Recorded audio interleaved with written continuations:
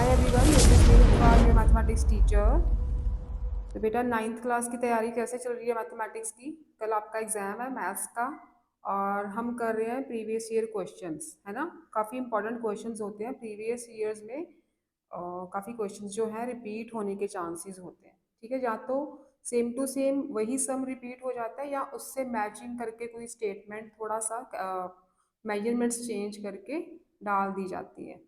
तो previous year questions are the most important part of the examination. तो 2 part हम कर चुके हैं, 2 वीडियोस अपलोडेड हैं चैनल पे। पार्ट 3 में हम प्रीवियस ईयर क्वेश्चंस को करेंगे कंप्लीट। जितने भी क्वेश्चन पेपर थे मेरे पास, आपका फर्स्ट टर्म का था, सेकंड टर्म का था, क्योंकि फर्स्ट और सेकंड टर्म के भी चैप्टर्स इंक्लूडेड है ना। लास्ट ईयर का था और एक पेपर और था, उसमें जितने भी क्वेश्चन मुझे मिले आपके सिलेबस के अकॉर्डिंग वो सारे मैंने सॉल्व। फर्स्ट 2 पार्ट्स में काफ़ी हो गए हैं, आज पार्ट 3 में बाकी के भी सॉल्व कर देते हैं। तो फर्स्ट क्वेश्चन देखो आप। First question in the given figure A B is a side of regular hexagon. ठीक है, ऐसा फिगर है, this is a circle and this is centre O, this is a chord BC, here this is A, this is AC और B O और ओ को भी किया है ज्वाइन। ओ क्या है? सेंटर ऑफ द सर्कल है। ओ क्या है? Centre of the circle. ठीक है, ये डायग्राम गिवन है आपको। आपको गिवन है कि A B is a side of regular hexagon. जो ए बी साइड है ना, वो एक रेगुलर हेक्सागन की साइड है। तो हम अगर ओ ए को कर दें ना ज्वाइन, ओ ए को ज्वाइन कर दें, तो आपने पढ़ा होगा कि जो रेगुलर हेक्सागन की साइड होती है ना, ए बी क्या है? Side of regular hexagon. Regular का मतलब सारी साइड्स हेक्सागन की इक्वल है। ठीक है, रेगुलर वर्ड का मतलब होता है सारी साइड्स इक्वल है। हेक्सागन मतलब 6 sided figure, hexagon is a 6 sided figure. तो अगर हम ए ओ बी एंगल, ये वाला एंगल फाइंड करना चाहें, because A B is the side of regular hexagon, तो ए बी जो सेंटर पे एंगल सबटेंड करेगी ना, उसका मेजरमेंट कैसे निकालना है? 360 over number of sides of this figure. कितनी साइड्स है इसकी? 6। कितनी साइड्स है? 6। तो ये एंगल आ जाता है 60 डिग्री। ठीक है, ये एंगल 60 डिग्री। अगर ये पेंटागन की साइड होती तो 360 और 5 कर देते। ठीक, अगर हेप्टागन की साइड होती, हेप्टा मीन्स 7 साइडेड, तो हम 7 से डिवाइड करते। ऑक्टागन की साइड होती तो हम 8 से डिवाइड करते 360 को। ठीक है, तो वो वाला एंगल निकल आता जो ये साइड सेंटर पे सबटेंड कर रही है। तो इसका एंगल 60 निकाल दिया, क्योंकि ये रेगुलर हेक्सागन की साइड है। और सेकेंडली दिया है A C is the side of regular 8 sided polygon. 8 sided polygon है ए सी, जो साइड है वो 8 साइडेड रेगुलर पॉलीगन। 8 साइडेड को क्या बोलते हैं? ऑक्टागन। ठीक है, तो जो ए सी साइड है ना, वो है साइड ऑफ रेगुलर ऑक्टागन। चाहे ऑक्टागन लिख लो, चाहे आप 8 साइडेड फिगर लिख लो, कुछ भी लिख लो। तो ऑक्टा मीन्स 8। इसका एंगल निकालना है ना, अगर ए सी जो एंगल सेंटर पे सबटेंड कर रही है, अब ए सी जो एंगल सेंटर पे सबटेंड कर रही है, उसकी मेजरमेंट कैसे निकालोगे? टोटल एंगल 360 और ऑक्टागन मतलब 8 साइडेड फिगर है, 8 से डिवाइड कर दो, 8 से कर दो डिवाइड। तो ये आ जाएगा 8 4 ज़ा 32, 40 8 5 ज़ा 40। तो ये एंगल आएगा आपका 45 डिग्री। ठीक है, ये मत सोचना कि हमें कोई एंगल तो गिवन नहीं है तो हम कैसे निकालें। तो आपने एंगल ऐसे निकालने हैं, रेगुलर हेक्सागन है तो 6 से डिवाइड कर दो 360 को, ऑक्टागन है 8 से डिवाइड कर दो। ये वाला वर्ड देखना है आपने। हेक्सा है तो 6, ऑक्टा है तो 8, हेप्टा हेप्टा हेप्टा है तो 7। ठीक है, ऐसे करके आपने डिवाइड करके एंगल्स निकाल लेने हैं। पहले आपको पूछा है फाइंड, क्या क्या फाइंड करना है? Angle A O B, angle A O C, angle B O C and angle O B C. ये चारों के चारों एंगल्स आपने फाइंड आउट करने हैं। 4 मार्क्स का क्वेश्चन है ये। अब देखो ए ओ बी तो फाइंड कर लिया 6, ठीक है, 60 sorry, angle A O B तो आ गया अपना 60 डिग्री, क्योंकि ये रेगुलर हेक्सागन की साइड थी तो 6 से डिवाइड किया 60 डिग्री आ गया। सेकंड है आपका angle A O C, A O सी भी हम कर चुके हैं यहाँ पे 45 डिग्री, राइट, ए ओ सी भी कर लिया हमने 45 डिग्री। नेक्स्ट है बी ओ सी, बी ओ सी, अब दोनों को ऐड कर दो, एंगल बी ओ सी क्या बन रहा है, बी ओ ए प्लस ए ओ सी, तो 60 प्लस 45 क्या आ जाएगा ये 105 degree. And last is angle O B C, O B C, O B C, ये वाला एंगल, ठीक है। ओ बी सी के लिए हम ट्रायंगल लेते हैं B O C, in triangle B O C. अब देखो O B and O C both are radius of the circle, O B and O C both are radius, इसका मतलब ओ बी और ओ सी इक्वल होंगे, ठीक है, ओ बी और ओ सी equal होंगे, रेडियाई ऑफ द सर्कल है। अगर साइड्स इक्वल हैं तो इनके अपोजिट एंगल्स भी इक्वल होने चाहिए, ठीक है ना। we know that angles opposite to equal sides are also equal, ठीक है। अगर साइड्स इक्वल है ना, इस ट्रायंगल को देखो आप, अगर इस ट्रायंगल को मैं चलो सीधा करके बनाती हूँ, अगर आपको थोड़ी कंफ्यूजन हो रही है तो इस ट्रायंगल को मैंने सीधा कर दिया, ऐसे है ना, तो मैं ऐसे बना रही हूँ O B C, because O B and O C are equal, तो इस साइड के अपोजिट एंगल ये बन रहा है, इस साइड के अपोजिट एंगल ये बन रहा है, ठीक है, तो ये एंगल्स भी इक्वल होंगे। This means this angle is equal to this angle, ये जो मैंने डार्क की है ये दोनों एंगल्स इक्वल होने चाहिए, आइसोसेलेस ट्रायंगल बन गया। अब देखो ये है एंगल 105 का, ठीक है, 60 प्लस 45 ये 105 का, इन्हें सपोज कर लो ये एक्स एक्स डिग्री के एंगल इक्वल है ना, तो दोनों को एक्स एक्स ले लेते हैं। In triangle B O C by angle sum property 105 degree plus x degree is equal to 180 degree होता है, ठीक है। एंगल सम प्रॉपर्टी यही है, तीनों एंगल्स का सम 180 होता है। अब हमें एक पता है, ये बन गया 2x, 2x, ये 105 उधर जाके माइनस होगा ना, ये बन गया 75, x is 75 over 2, that is 37.5 degree.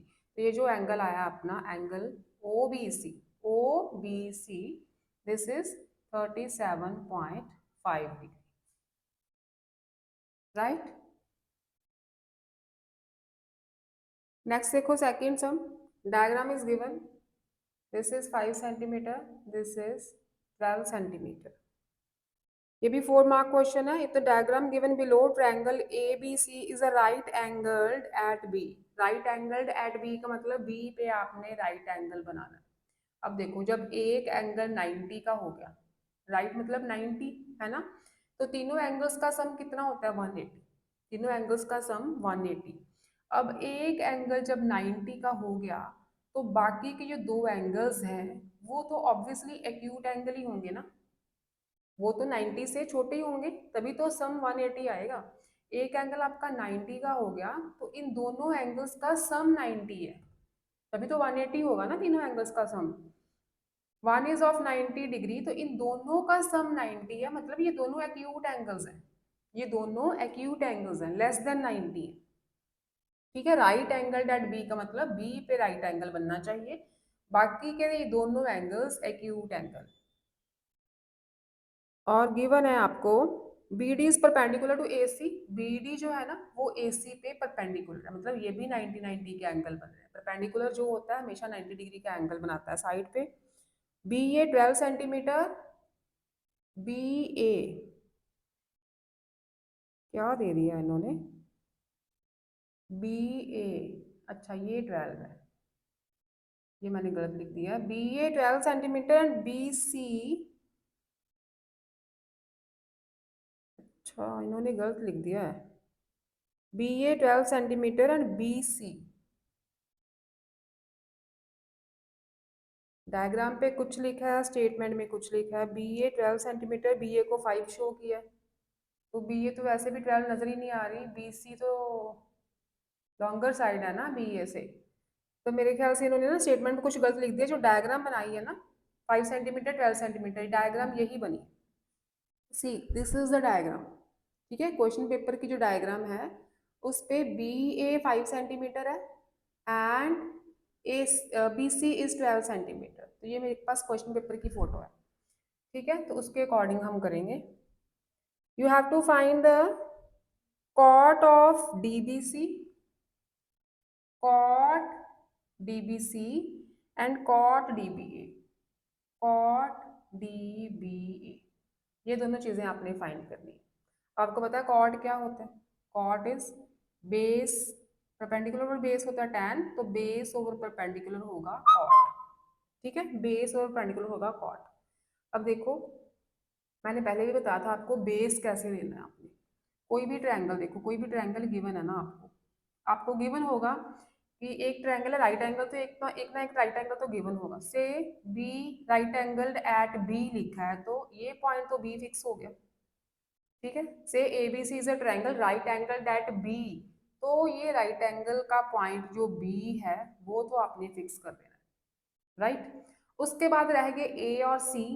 ए और सी देखो, अगर तो आपको लिखा है कि tan ए की वैल्यू कुछ गिवन है ना, तो जो एंगल आपको गिवन है ना वो आप बेस पे लेना। ले तो यहाँ भी सकते हो, लेकिन बेस पे लोगे ना तो आपको ट्रायंगल देखना थोड़ा सा इजी हो जाएगा। ए और सी कहीं भी आ सकते हैं, यहाँ भी ए सी आ सकता है, यहाँ भी ए एंड सी आ सकता है। ठीक है, क्योंकि आपने बस ये देखना है कि बी एंगल तो फिक्स हो गया। अगर ए, अगर यहाँ पे ए लोगे, यहाँ पे सी लोगे, तो भी triangle A B C right angle at B है। अगर हम यहाँ पे ए लेते हैं, यहाँ पे सी लेते हैं, तो भी ये triangle right angle that B ही है। लेकिन अगर आपको यहाँ पे कुछ ए एंगल का गिवन है, साइन कॉस या टैन, अगर तो आपको ए लिखा है ना, तो आप उस ए को बेस पे ले लेना। अगर आपको सी गिवन है, अगर आपको सी गिवन है, टैन सी साइन सी की वैल्यू गिवन है, तो आप सी को बेस पे ले लेना। इसलिए बोल रही हूँ थोड़ा सा ट्रायंगल देखना आसान हो जाता है, और कोई बात नहीं। अगर आप सी देखोगे तो आप इसको बेस लो, क्योंकि सी एंगल है ना यहाँ पे, और angle C and right angle, कैसे बताया था मैंने कि राइट एंगल और जो इन रेशोज के साथ एंगल लगा है, राइट एंगल और सी एंगल दोनों किस साइड पे लाई कर रहे हैं? बीसी पे। ठीक है, फिर आप देखोगे कौन, ये C angle and right angle किस साइड पे लाई कर रहे हैं? दोनों एंगल्स बीसी पे लाई कर रहे हैं। तो इन रेशियोज के लिए जिनके साथ एंगल सी लगा ना, इनके लिए जो बेस है वो बीसी है, बेस इज बीसी। ठीक है, और बेस के साथ वाली जो साइड होती है वो परपेंडिकुलर होती है हमेशा, है ना। तो राइट एंगल के बिल्कुल अपोजिट वाली साइड, ये हम हमेशा हाइपोटेन्यूज लेते हैं। राइट एंगल के अपोजिट वाली साइड हमेशा हाइपोटेन्यूज होती है, ये याद रखना आप। अगर आपको tan ए पूछा है, tan ए पूछा है, तो फिर आप ये बेस नहीं दे सकते, क्योंकि यहाँ पे आ गया एंगल ए, यहाँ पे एंगल ए आ गया। अब आपने क्या देखना है कि राइट एंगल और एंगल ए ये दोनों किस साइड पे लाई कर रहे हैं? Angle A is this angle, right angle and angle A इस साइड पे लाई कर रहे हैं, ए बी पे। ठीक है, ए बी पे लाई कर रहे हैं, तो tan ए देखना है तो आपको ये बेस लेना है। अगर tan ए देखना है तो आपको बेस ए बी लेना है, ये बेस बन गया। This is perpendicular, the hypotenuse यही रहेगा, राइट एंगल के बिल्कुल अपोजिट वाली साइड। ठीक है, अपने बेस ध्यान से देखना है। बहुत से बच्चे यहाँ पे गलती करते हैं, बहुत से बच्चे गलती करते हैं, 90% बच्चे यहीं पे गलती करते हैं, उन्हें बेस देखना नहीं आता कि बेस कैसे देखें।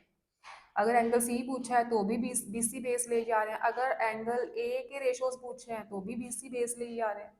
ठीक है, ऐसे नहीं करना आपने, अपने ये पॉइंट देखना है बस, यहाँ पे कौन सा एंगल है, ये वाला एंगल और राइट एंगल किस साइड पे बने हैं, दोनों किस साइड पे बने हैं, that side is the base. अगर tan सी है तो आप देखोगे कि एंगल सी और राइट एंगल किस साइड पे बने हैं? बीसी पे बने हैं, तो इनके लिए बीसी इज द बेस। ठीक है, अब समझ आ गई बेस कैसे लेना है। अच्छा, अब आते हैं अपने सम पे। क्या फाइंड करना है? Cot DBC, cot DBC, cot DBC, अच्छा डीबीसी, डीबीसी ये वाला एंगल।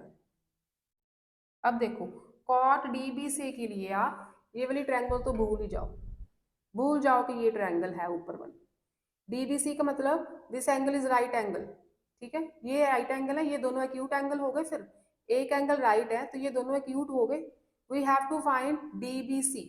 अब देखो ये राइट एंगल और एंगल डीबीसी मतलब बी पे एंगल है ना, ये सेंटर वाला हम एंगल लेते हैं, बी पॉइंट पे एंगल बना है, तो एंगल डीबीसी और राइट एंगल किस साइड पे लाई कर रहे हैं? डीबीसी कौन सा एंगल है? This angle. ये एंगल और राइट एंगल, ट्रायंगल में एक ना एक राइट एंगल तो होगा ही, ट्रिग्नोमेट्री में एक ना एक राइट एंगल तो मिलेगा ही मिलेगा ट्रायंगल में। जो ट्रिग्नोमेट्री है वो बेस्ड ही राइट एंगल ट्रायंगल पे है, ठीक है। ये राइट एंगल हो गया, ये एंगल डीबीसी हो गया, ये दोनों एंगल्स किस साइड पे लाई कर रहे हैं? बीडी पे, ठीक है, ये दोनों एंगल्स बीडी पे लाई कर रहे हैं ना, तो इसके लिए हम बीडी को बेस लेंगे। इसके लिए कॉट डीबीसी के लिए हम बीडी को बेस लेंगे। तो कॉट डीबीसी एक्चुअली में क्या बनेगा? Base over perpendicular, that is dB over DC, ठीक है। परपेंडिकुलर ये लाइन है, ये हाइपोटेन्यूज है, राइट एंगल के बिल्कुल सामने वाली साइड हाइपोटेन्यूज। तो this is base and this is perpendicular. तो कॉट डीबीसी की वैल्यू एक्चुअल में क्या है ट्रायंगल में? बीडी ओवर सीडी, ये है कॉट डीबीसी, ठीक है। Cot DBC is BD over CD, क्योंकि एंगल डीबीसी और राइट एंगल डीबी पे लाई कर रहे हैं, तो दिस इज द बेस। अब कॉट डीबीए देखना है, कॉट डीबीए ये ट्रायंगल, इसके लिए आप, चलो बेटा कॉल आ गई थी, इंपॉर्टेंट कॉल थी। तो हम कहाँ पे थे? कॉट डीबीए पे, है ना। कॉट डीबीए मतलब अब हमने ये ट्रायंगल देखनी है, कॉट डीबीए के लिए ट्रायंगल डीबीए ही देखेंगे, ठीक है। अब इस ट्रायंगल को भूल जाओ आप, ये भूल जाओ कि ये नीचे वाली ट्रायंगल है। तो कॉट डीबीए मतलब दिस एंगल, डीबीए यहीं पे बन रहा है ना, सेंटर पे, डीबीए, ठीक है। तो cot DBA is this angle, ये एंगल है ना।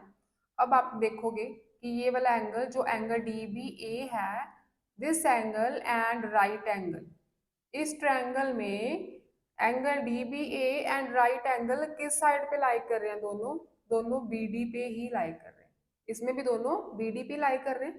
तो BD is the base for cot DBA also. तो कॉट डीबीए क्या हो जाएगा? Base over perpendicular. अब बेस तो हो गया बीडी, परपेंडिकुलर ये राइट एंगल है, राइट एंगल के सामने वाली साइड ये तो हाइपोटेन्यूज हो गया, है ना। तो दिस इज बेस, यहाँ पे राइट एंगल बनता है ना, वो एक बेस होता है, एक परपेंडिकुलर होता है वो साइड, ठीक है। राइट एंगल वाली साइड एक बेस होता है, एक परपेंडिकुलर, तो ये बेस है, तो परपेंडिकुलर इज एडी। तो फाइनली हमें ये पता चल गया कि कॉट डीबीसी के लिए हमें बीडी और सीडी चाहिए, कॉट डीबीए के लिए हमें बीडी और एडी चाहिए, ठीक है। यहाँ तक समझ आ गई। अब देखो अपने पास बीडी तो है नहीं, कैसे फाइंड करेंगे बीडी? पहले आप देखो right angle triangle ABC, in right angle triangle ABC, ABC Pythagoras apply करो आप, राइट एंगल यहीं भी तो राइट एंगल है ना, बी पे राइट एंगल है ना। तो this is base and this is perpendicular, बड़ी वाली ट्रायंगल के लिए this is base and this is perpendicular, ये हाइपोटेन्यूज। तो हाइपोटेन्यूज निकालते हैं पहले, A C square is equal to A B square plus B C square.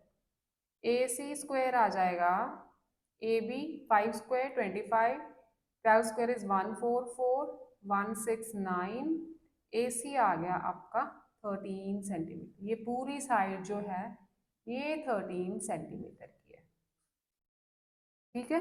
ये पूरी साइड 13 सेंटीमीटर की है। अब अपना तो मसला हल नहीं हुआ, हमें तो बी डी और ए डी चाहिए, ठीक है, बी डी और ए डी चाहिए। सी डी भी चाहिए हमें, है ना, सी डी भी नहीं है अपने पास। अपने पास अभी ए सी की वैल्यू आई है, तो क्या करते हैं हम, लेट ए डी को ले लो x सेंटीमीटर, ए डी को इतनी साइड जो है इसे x ले लो, और बाकी जो सी डी बचेगी, सी डी कितनी बचेगी फिर? ये टोटल है 13, टोटल है 13, ए डी इज x, तो सी डी कितनी बची फिर 13 माइनस एक्स, टोटल में से एक्स माइनस कर दो तो वो आ जाएगी सी डी। ठीक है, अब आ जाओ आप triangle B D C. In triangle B D C, B D C right angle कहाँ पे, this is the right angle. तो इसका मतलब हाइपोटेन्यूज कौन सा है, हाइपोटेन्यूज 12। इस ट्रायंगल पे पाइथागोरस लगाओ, इस ट्रायंगल पे पाइथागोरस लगाओ। Hypotenuse square is equal to base square plus perpendicular square. ठीक है, लगा दिया, इस ट्रायंगल पे पाइथागोरस लगा दिया। बी सी इज 12, 144 हो गया 12 स्क्वायर। बी डी हमें नहीं पता, सी डी की वैल्यू अभी यहाँ पे ली थी 13 माइनस एक्स का होल स्क्वायर। यहाँ से बी डी निकाल सकते हैं हम, बी डी आ जाएगा 144 minus 13 minus x whole square. B D को एज इट इज यहीं पे रहने दो, ये वाली टर्म इसमें से माइनस होगी, बी डी स्क्वायर की वैल्यू आ गई। इससे आप इक्वेशन 1 लिख दो। अब आ जाओ इस ट्रायंगल में, in triangle A B D, in triangle A B D, इसमें पाइथागोरस अप्लाई करो। राइट एंगल के सामने वाली साइड हाइपोटेन्यूज, पाइथागोरस अप्लाई करोगे तो A B square hypotenuse square is base square plus perpendicular square, perpendicular is A D. ठीक है, A B की वैल्यू अपने पास है 5 है, 5 स्क्वायर 25, बी डी नहीं पता, ए डी क्या लिया था एक्स, ए डी क्या लिया था एक्स। तो यहाँ से भी हम बी डी स्क्वायर की वैल्यू निकाल सकते हैं 25 माइनस एक्स स्क्वायर, ये एक्स स्क्वायर इधर आके माइनस होगा, बी डी स्क्वायर की वैल्यू आ गई। ठीक है, इसे इक्वेशन 2 ले लो। अब from 1 and 2 left hand side same है, लेफ्ट हैंड साइड सेम है तो राइट हैंड साइड भी फिर इक्वल होनी चाहिए। फ्रॉम 1 एंड 2 वी गेट, यहाँ पे लिख लेना from 1 and 2 we get 144 minus 13 minus x whole square is 25 minus x square. ठीक है, बिकॉज लेफ्ट हैंड साइड पे दोनों बी डी स्क्वायर है तो राइट हैंड साइड भी इक्वल आनी चाहिए। फिर इसे a minus B whole square से ओपन करते हैं, A square 13 square is 169 plus B square minus 2ab, यही आएगा। इधर है 25 minus x square, open the bracket, minus 169 minus x square plus 26x, sign change होंगे ना। ठीक है, ये एक्स स्क्वायर आप ले जाओ राइट पे और यहाँ पे आ जाएगा माइनस 25। ठीक है, 26x, एक्स स्क्वायर को मैं राइट पे लेके जाऊँ तो प्लस का बनेगा ना, ये टर्म तो कैंसिल ही होगी, ये 25 भी राइट पे ले जाओ तो क्या आया 26x is equal to 25 plus 25 50, x की वैल्यू आ गई 50 over 26 that is 25 over 13, x की वैल्यू 25 ओवर 13 मिली है हमें। इसका मतलब AD था ना x, AD था ना x, AD आ गया आपका 25 ओवर 13 सेंटीमीटर। अब CD कैसे निकालें, CD क्या था 13 माइनस एक्स, मतलब 13 माइनस एक्स की वैल्यू तो यही है। टेक एलसीएम, 13 13 सा 169 माइनस 25, ये CD की वैल्यू आ रही है, CD इज 144 ओवर 13।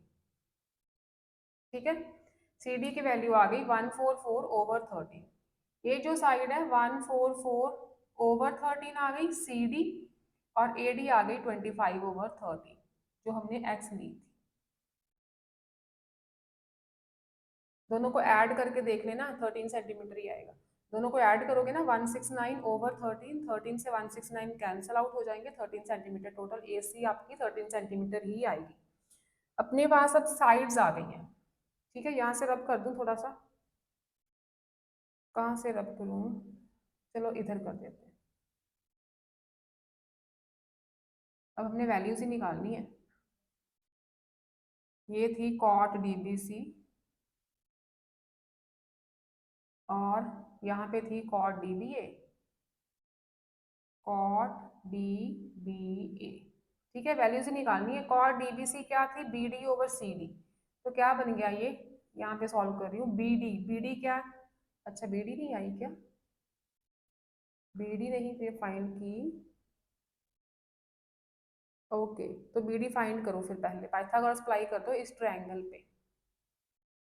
यहाँ करते हैं बी डी, पाइथागोरस अप्लाई करोगे तो यहाँ पे कर देते हैं। बी डी स्क्वायर क्या है, 25 minus x square.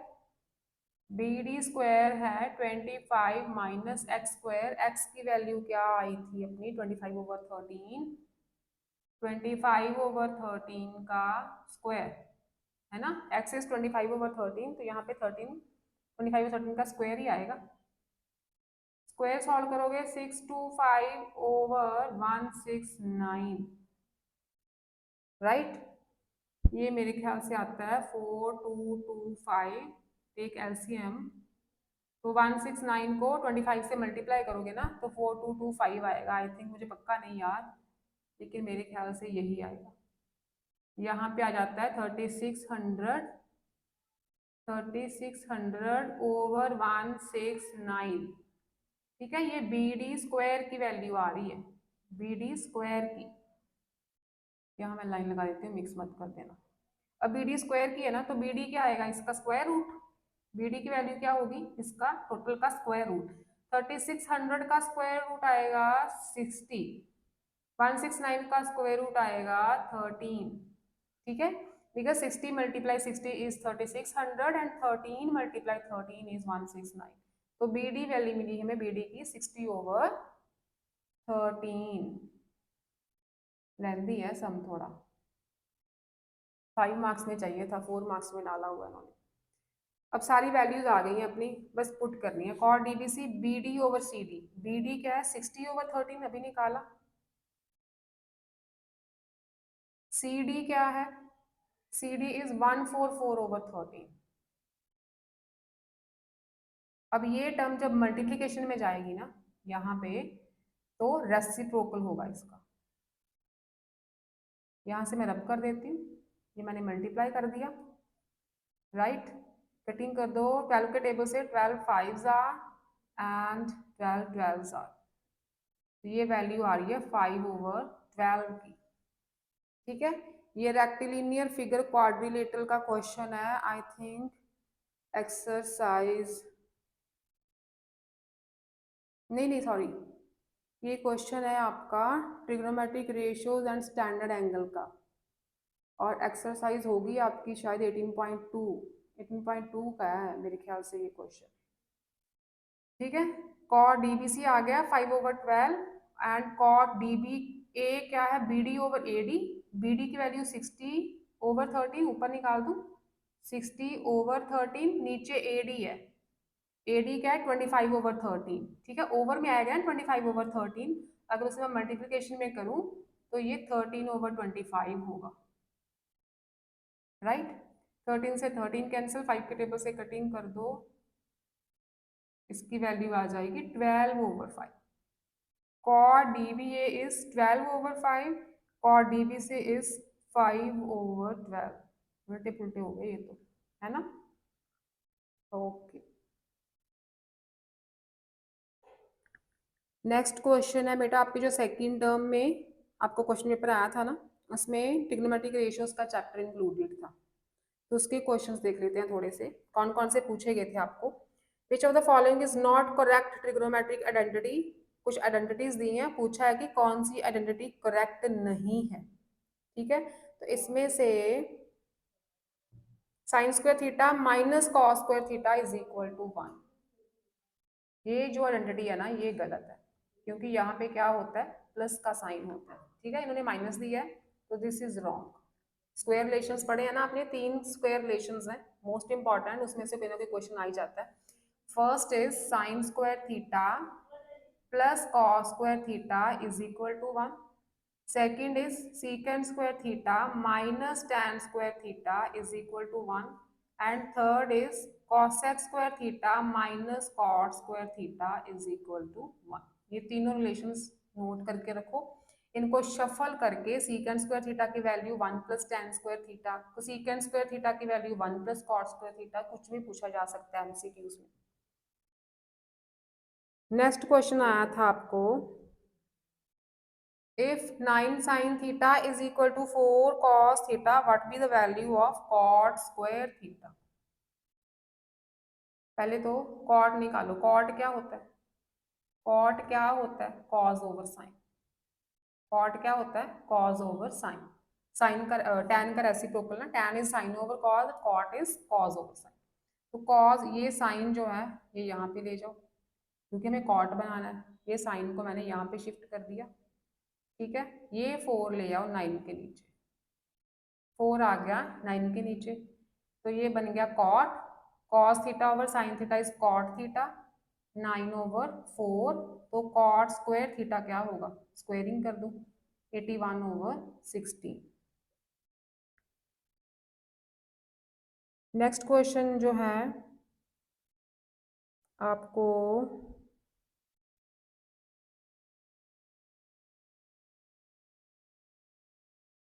Next is 13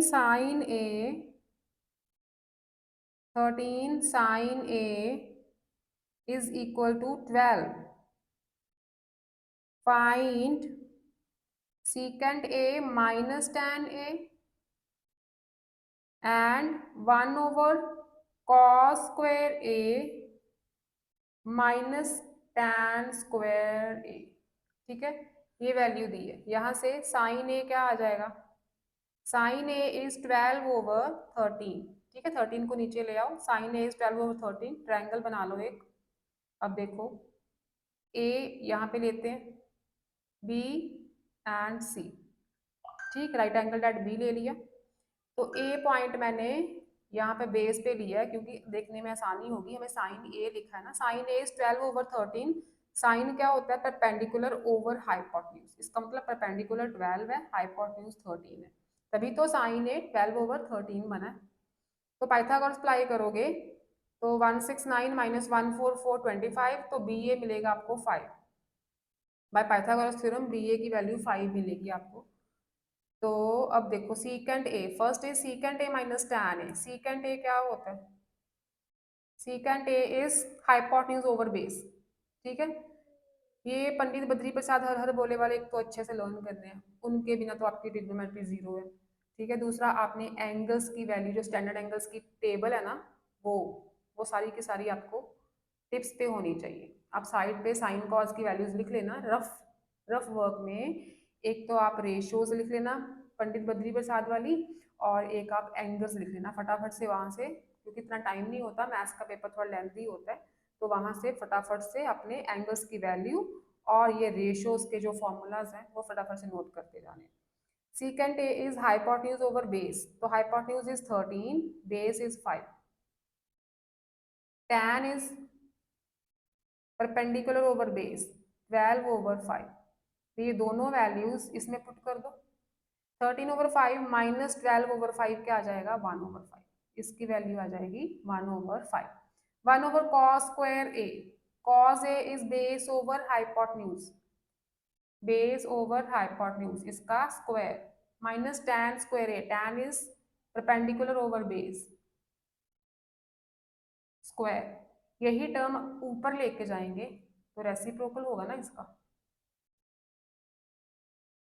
तो ये आ जाएगा 0। सेम टर्म में से सेम टर्म माइनस, इसकी वैल्यू आ गई 0।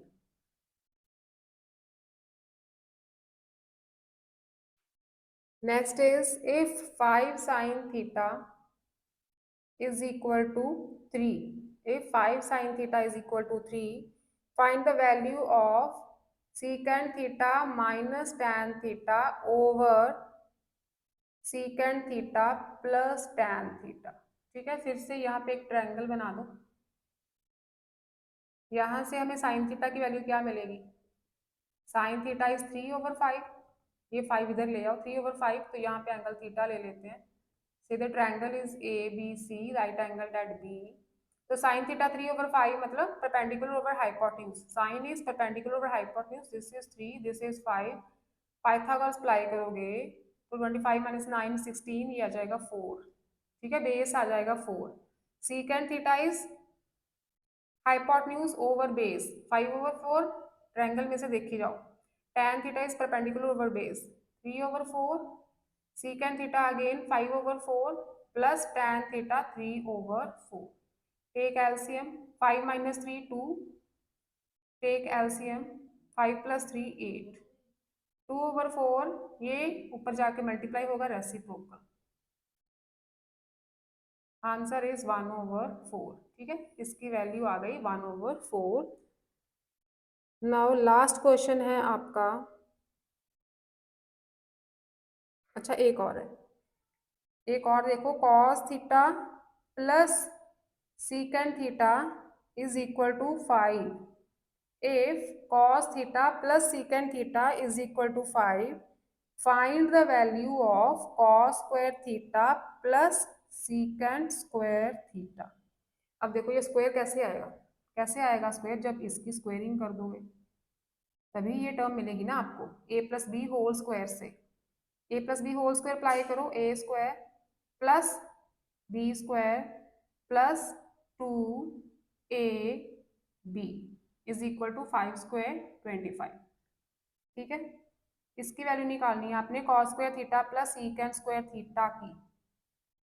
अब cos और sec एक दूसरे के रेसिप्रोकल हैं, sec को 1/cos लिख लो। ठीक है, रेसिप्रोकल है ना, cos cos कैंसिल, ये 2 इधर जाके माइनस होगा, इसकी वैल्यू आ जाएगी 23। 25 - 2 इज 23। नाउ लास्ट क्वेश्चन है आपका, प्रीवियस ईयर क्वेश्चंस का last question. This is a triangle, ये 4 मार्क क्वेश्चन है। Triangle is ABC, AD is perpendicular, AD is perpendicular, तो ये 90 के एंगल हो गए। This is angle X, this is angle Y, BC है 5 सेंटीमीटर, ये जो पूरी साइड है ना BC, ये पूरी BC, दिस इज 21 सेंटीमीटर। 21 में से 5 माइनस कर दो, 16 बची है ना, इसका मतलब BD है 16 सेंटीमीटर। दी नहीं है आपको, लेकिन आपने निकाल ली 21 में से 5 माइनस करके। AC गिवन है 13 सेंटीमीटर। ठीक है, you have to find tan x, second cos y, third cosecant square y minus cot square y, and fourth is 5/sin x plus 3/sin y minus 3 cot y। ठीक है, इन सब की values find करनी है। This is the last question, ध्यान से देखना इसे। अब देखो tan x के लिए ये ट्रायंगल देखेंगे हम, tan x के लिए ट्रायंगल ADC देखेंगे। तो tan x, x एंगल कहाँ पे, यहाँ पे, x एंगल और राइट एंगल, x एंगल और राइट एंगल कहाँ पे लाई कर रहे हैं, AD पे, तो AD बेस होगा, AD बेस होगा tan x के लिए। tan x की वैल्यू क्या होगी, ये बेस है, ये perpendicular, perpendicular over base CD/AD, CD/AD, CD तो है अपने पास, AD नहीं है।